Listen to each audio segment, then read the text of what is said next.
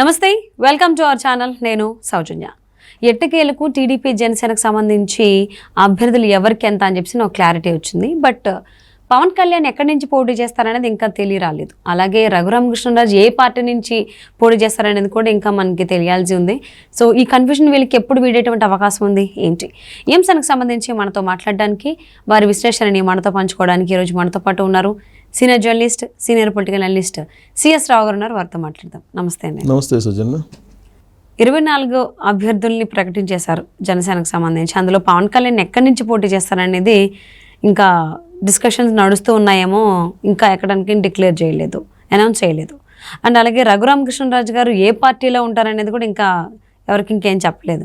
ఎప్పటికీ తెలిసేటువంటి అవకాశం ఉంది వీళ్ళిద్దరిది, క్లారిటీ ఎప్పటికి వస్తుంది?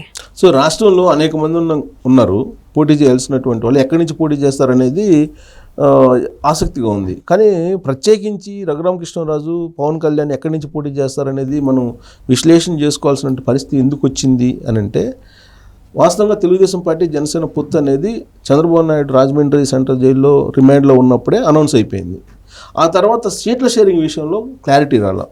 సీట్ల షేరింగ్ విషయంలో కూడా ఇటీవల క్లారిటీ వచ్చేసింది. 24 అసెంబ్లీ స్థానాలు, 3 ఎంపీ స్థానాలు జనసేనకి ఇస్తూ ఒక నిర్ణయం తీసుకుంది తెలుగుదేశం పార్టీ. అదే రోజున 94 మంది తెలుగుదేశం పార్టీ అభ్యర్థులు, 5 మంది జనసేన అభ్యర్థులు ప్రకటించారు. అయితే ఫస్ట్ లిస్ట్లో పవన్ కళ్యాణ్ పేరు లేకపోవడం అనేది జన సైనికులకు అర్థం కాల.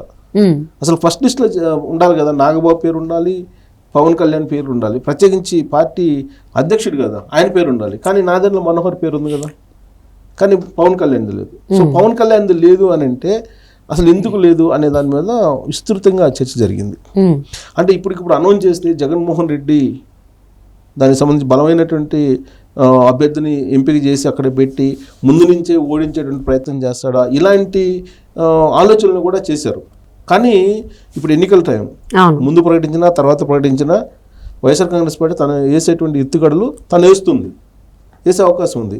కాబట్టి అసలు ఎందుకు ప్రకటించలేదు పవన్ కళ్యాణ్ ఫస్ట్ లిస్ట్లో అని అంటే, యాక్చువల్గా అతను ఏది సేఫ్ సైడ్ అంటే 2 చోట్ల పోటీ చేయాలా, 1 చోట పోటీ చేయాలనేది ఫస్ట్ అంశం.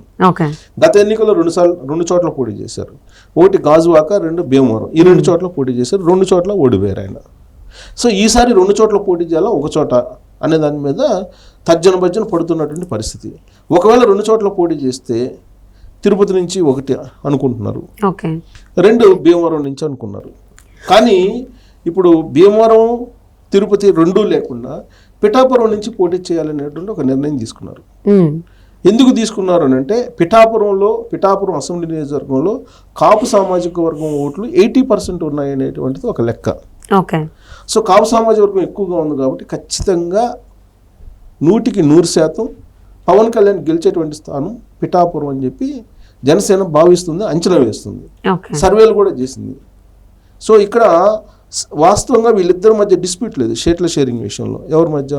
తెలుగుదేశం పార్టీ అలాగే జనసేన మధ్య వాస్తవంగా డిస్ప్యూట్ ఉంటుందని చెప్పి వెయిట్ చేసింది వైఎస్ఆర్ కాంగ్రెస్ పార్టీ. కానీ డిస్ప్యూట్లు లేవు, పెద్దగా చెప్పుకోదగ్గ డిస్ప్యూట్లు ఏమి లేవు. అప్పీలా గోవింద్ అనే ఒక అతను తప్ప మిగతా ఎవరు రివర్స్ కావట్లా. తెలుగుదేశం పార్టీ వాళ్ళు కూడా కామ్గా ఉన్నారు. పిలిచి మాట్లాడాడు చంద్రబాబు నాయుడు. జనసేన వాళ్ళు కూడా పిలిచి పవన్ కళ్యాణ్ ఆల్రెడీ చెప్పేశాడు, పవన్ కళ్యాణ్ నేను గౌరవప్రదమైనటువంటి విధంగానే నేను సీట్ల షేరింగ్ అనేది ఉంటుంది, నన్ను నమ్మితే మీరు రండి, లేదంటే మీ ఇష్టం, బట్ మీరు పార్టీలో ఉంటూ ఎన్నుపోటు మాత్రం పడవద్దు అని చెప్పాడు ఆయన. మొదటి నుంచి చెప్తున్నా, నేను రాష్ట్ర ప్రయోజనాల కోసం వెళ్తున్నానని చెప్పి చాలా క్లియర్గా చెప్పాడు. ఇక్కడ IVRS అనేటువంటి ఒక టెక్నాలజీని ఉపయోగించి ఈ IVRS ద్వారా చంద్రబాబు నాయుడు ఒక ఫైనల్ సర్వే చేయడం జరిగింది. వీళ్ళిద్దరు సీట్ల షేరింగ్ విషయంలో కూడా ఒక సైంటిఫిక్ మెథడాలజీని అమలు చేశారు, వాళ్ళు అవలంబించారు. ఏంటి ఆ సైంటిఫిక్ మెథడాలజీ అని అంటే, తెలుగుదేశం పార్టీ నుంచి ఒక సర్వే సంస్థ ద్వారా చేయించారు. అలాగే జనసేన పార్టీ నుంచి వాళ్ళు ఇష్టం వచ్చినట్టు సర్వే సంస్థ ద్వారా వాళ్ళు చేయించుకున్నారు. ఈ 2 కాకుండా మధ్య మార్గంగా మరొక సర్వే సంస్థ చేత న్యూట్రల్గా ఉండే ఒక సంస్థను ఎంపిక చేసి వాళ్ళ చేత సర్వే చేయించారు. సో తెలుగుదేశం పార్టీ చేసినటువంటి సర్వే సంస్థ దాని ప్రకారం ఎక్కడెక్కడ తెలుగుదేశం పార్టీ గెలిచేటువంటి అవకాశం ఉంది అనేది ఒక లిస్ట్ అవుట్ చేశారు. జనసేన చేసినటువంటి సర్వేల ప్రకారం, ఆ సంస్థ చేసిన సర్వే ప్రకారం జనసేన ఎక్కడెక్కడ గెలిచేటువంటి అవకాశం ఉంది అనేది ఒకటి ఫైండ్ అవుట్ చేశారు. సో ఈ 2 సర్వేలను పక్కన పెట్టుకొని ఎక్కడెక్కడ డిస్ప్యూట్ లేదనేది ముందు ఫైనల్ చేస్తున్నారు. ఆ తర్వాత ఇటు తెలుగుదేశం పార్టీ సర్వే, ఇటు జనసేన సర్వే రెండూ కూడా మేమే గెలుస్తాము అని కొన్ని డిస్ప్యూట్ కాన్స్టిట్యున్సీలు ఉన్నాయి. వాటి మీద మరొక సంస్థ స్వచ్ఛంద ఒక న్యూట్రల్ సంస్థ చేయించిన సర్వే ఉంది కదా, దాన్ని తీసుకొని ఫైనల్ చేశారు. ఓకే, ఫైనల్ చేసిన తర్వాత ఇంకా మిగిలి ఉన్నాయి డిస్ప్యూట్. సో ఆ డిస్ప్యూట్ మిగిలి ఉన్న దాని మీద ఈ IVRS అనేటువంటి ఒక టెక్నాలజీని ఉపయోగించి ఒక సర్వేని చేయటం జరిగింది. ఓకే, దాదాపు 1,50,00,000 మంది అభిప్రాయం తీసుకోవడం జరిగింది. అప్పుడు ఫైనల్ చేశారు సీట్ల షేరింగ్. అంటే గెలిచేటువంటి స్థానాలు అది తెలుగుదేశమా లేకపోతే జనసేన, ఏది బలంగా ఉంది, ఏది గెలిచే అవకాశం ఉంది అనే దాని మీద వాళ్ళు సర్వే చేసి ఫైనల్ చేసుకున్నారు. అందువల్ల డిస్ప్యూట్ లేదు. సో ఇక్కడ పవన్ కళ్యాణ్కి కూడా ఇలాంటి సర్వేలు చేసి IVRS అనేటువంటి సిస్టమ్ ద్వారా సర్వే చేస్తే పక్కాగా 100% జగన్మోహన్ రెడ్డి తల కిందకి పెట్టి కాళ్ళు పైకి పెట్టి అక్కడ ఎన్ని ఎత్తుగడలు ఎన్ని వ్యూహాలు చేసినా పవన్ కళ్యాణే గెలిచేలాగా ఉండేటువంటి సీట్ ఏదైనా ఉంది అని అంటే పిఠాపురం పవన్ కళ్యాణ్కి అనేది నిర్ధారించారు. అందుకే పిఠాపురం నుంచి ఆయన పోటీ చేయడానికి సిద్ధమవుతున్నారు. జగన్మోహన్ రెడ్డి ఎన్ని ఎత్తుగడలు ఎన్ని వ్యూహాలు రచించినా కానీ పవన్ కళ్యాణ్ పక్కాగా ఆడ గెలిచేటువంటి అవకాశం ఉంది. రెండో స్థానం కూడా ఎంపిక చేసుకోవట్లేదు. ఒక్క పిఠాపురం నుంచి ఆయన పోటీ చేస్తున్నారు. గతంలో లాగా 2 అసెంబ్లీ స్థానాల్లో పోటీ చేసే ఆలోచన నుంచి విరమించుకున్నారు. ఇక రెండో టార్గెట్ ఎవరు జగన్మోహన్ రెడ్డికి?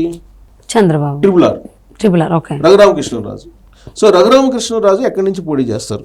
రఘురామకృష్ణరాజు మనం గమనిస్తే కనుక ఫస్ట్ ప్రతిపక్షం ఏదైనా ఉందంటే రఘురామకృష్ణరాజు. 2019 నుంచి 2017 వరకు కూడా ప్రధాన ప్రతిపక్షం ఏంటి అని అంటే సోషల్ మీడియాలో కానీ లేదా మీడియాలో కానీ రఘురామకృష్ణరాజు కనిపిస్తారు. ఆ తర్వాత తెలుగుదేశం పార్టీ కనిపిస్తుంది. అంటే ఆ స్థాయిలో ఫైట్ చేశాడు ఆయన. కరోనా టైంలో కూడా జగన్మోహన్ రెడ్డి వెంటాడారు. ప్రజా వ్యతిరేక విధానాలు అమలు చేస్తున్న జగన్మోహన్ రెడ్డి ఇది మంచిది కాదు అని చెప్పి. ఆ తర్వాత కరోనా అయిపోయిన తర్వాత ప్రతిపక్షాలు రకరకాల కార్యక్రమాలు పెట్టుకోవటం, సభలు పెట్టుకోవడం, రోడ్ షోలు పెట్టుకోవడం ఇవన్నీ చేశారు. అయితే ఇప్పుడు రఘురామకృష్ణరాజు రీసెంట్గా వైఎస్ఆర్ కాంగ్రెస్ పార్టీకి రిజైన్ చేశారు. ఆయన ఏ పార్టీలో చేరబోతున్నారు అనేది ఒకటి. అంటే ఆయన చేరేటువంటి పార్టీలు 3. ఒకటి జనసేన, 2 టీడీపీ, 3 కాంగ్రెస్, బీజేపీ. ఈ 3 పార్టీల్లో ఒక దాంట్లో చేరాలి ఆయన. సో ఒక దాంట్లో చేరాలి, కానీ కాన్స్టిట్యున్సీ మాత్రం ఒకటే, ఇది నర్సాపురం. అక్కడి నుంచే పోటీ చేస్తారు ఆయన. అయితే ఏ పార్టీ నుంచి పోటీ చేస్తారనేది గత కొంతకాలంగా విస్తృతంగా చర్చ జరుగుతుంది. సో జనసేన ఆల్రెడీ 3 చోట్ల 3 ఎంపీలు తీసుకుంది సీట్ల షేరింగ్లో. 3 ఎంపీల్లో 3 కూడా ప్రకటించేసింది. అనకాపల్లి, మచిలీపట్నం, కాకినాడ ఈ 3 తీసుకుంది. 3 చోట్ల అభ్యర్థులు ప్రకటించారు. సో జనసేనలో చేరే అవకాశం లేదు రఘురామకృష్ణరాజు. ఇంకా ఏ పార్టీలో చేరతారు? చేరితే తెలుగుదేశం, లేదంటే బీజేపీ తోటి ఇంకా సీట్ల షేరింగ్ విషయంలో ఇంకా క్లారిటీ రాలా. సో ఒకవేళ బీజేపీకి సీట్ల షేరింగ్ విషయంలో క్లారిటీ వచ్చిన 2 ఎంపీలు 4 ఎమ్మెల్యేలు మాత్రమే ఇవ్వడానికి రెడీగా ఉంది తెలుగుదేశం పార్టీ. ఒకవేళ ఆ 2 ఇచ్చినా ఎక్కడ ఇస్తారు అని అంటే రాజమండ్రి లేదంటే ఒంగోలు ఇలా ఉన్నాయి. కాబట్టి నర్సాపురం అనేది ఉండదు బీజేపీకి. సో కాబట్టి నర్సాపురం బీజేపీకి ఉండదు. కాబట్టి ఆప్షన్ ఏముంది? ఇంకా టీడీపీ ఒకటే కనిపిస్తుంది. కాబట్టి ఆయన టీడీపీలో చేరబోతున్నారు అనేది ఒకటి వినిపిస్తుంది. అది కూడా ఇవాళ జెండా కార్యక్రమం ఉంది, దాంట్లో అనౌన్స్ చేస్తారా అనేది ఒకటి వినిపిస్తుంది. సో లేదంటే షెడ్యూల్ వచ్చిన తర్వాత ఆయన రాష్ట్రానికి వచ్చి ఆయన ప్రచారానికి వస్తారనేది ఒకటి వినిపిస్తుంది. ఒకటి తెలుగుదేశం పార్టీలో ఆయన చేరేది పక్కా. తెలుగుదేశం పార్టీ నుంచి నర్సాపురం నుంచి పోటీ చేయటం పక్కా, గెలవడం కూడా అంతే పక్కా ఆయన ఎంపీగా. సో ఇది జగన్మోహన్ రెడ్డి అక్కడ కూడా ఏమీ చేయలేనటువంటి పరిస్థితుల్లో ఉన్నారు. ఇది IVRS సిస్టమ్ ద్వారా చంద్రబాబు నాయుడు నిర్ణయించినటువంటి ప్లేస్లు ఇవి. అయితే దీని మీద అసలు లాస్ట్ టైం గాజువాక, భీమవరం నుంచి పోటీ చేసినటువంటి పవన్ కళ్యాణ్ భీమవరం నుంచి ఎందుకు వెళ్ళాలి? భీమవరం జనసేన సీట్ కదా, తెలుగుదేశానికి ఎలా ఇస్తారు? ఇలాంటివన్నీ మాట్లాడుతున్నారు. కానీ అక్కడ చంద్రబాబు నాయుడుకి పవన్ కళ్యాణ్కి అసలు విషయం తెలుసు. కాబట్టి ఆయన పిఠాపురం నుంచి అసెంబ్లీకి పోటీ చేస్తున్నారు పవన్ కళ్యాణ్. నర్సాపురం నుంచి తెలుగుదేశం పార్టీ నుంచి రఘురామకృష్ణరాజు పోటీ చేయబోతున్నారు. ఇదంతా పెద్ద వ్యూహము, సర్వేలు, జగన్మోహన్ రెడ్డిని టార్గెట్గా చేసుకుని జగన్మోహన్ రెడ్డికి ప్రతిపక్ష హోదా కూడా రాకుండా చేయాలనేటువంటి యాంగిల్లో వీళ్ళు వెళ్తూ ఉన్నారు. దాంట్లో భాగంగా బీజేపీ కూడా పొత్తు ఆల్మోస్ట్ కన్ఫర్మ్ అయిపోయింది. రాజ్నాథ్ సింగ్ ఆల్రెడీ సంకేతాలు ఇచ్చేశారు. ఆల్రెడీ నిన్న ఆ పార్టీతో మీటింగ్ పెట్టుకున్నారు బీజేపీ వాళ్ళతోటి. ఆ సందర్భంగా రాజధాని అమరావతి, ఆ విషయంలో రెండో ఒపీనియన్ లేదని చెప్పి చాలా క్లియర్గా చెప్పారు. బీజేపీ స్టాండ్ అదే అని. అలాగే పొత్తుకు సంబంధించిన సంకేతాలు కూడా ఇచ్చేశారు. సీట్ల షేరింగ్ విషయంలో కూడా త్వరలోనే బయటకు వచ్చేటువంటి అవకాశం ఉంది. సో జగన్మోహన్ రెడ్డి టార్గెట్గా చేసుకొని ఈ 3 పార్టీలు వెళ్తున్నటువంటి క్రమంలో రాబోయేటువంటి రోజుల్లో రఘురామకృష్ణరాజు ఎంపీ కావటం, పవన్ కళ్యాణ్ ఎమ్మెల్యే కావటం, తెలుగుదేశం పార్టీ, బీజేపీ, జనసేన కూటమి అధికారంలో రావటం ఖాయం అని చెప్పి సర్వేలు చెప్తున్నాయి మనంగా. సో ఇదంతా పకడ్బందీగా చేస్తున్నటువంటి IVRS సిస్టమ్ ద్వారా చేస్తున్నటువంటి వ్యవహారంగా మనం చెప్పుకోవచ్చు.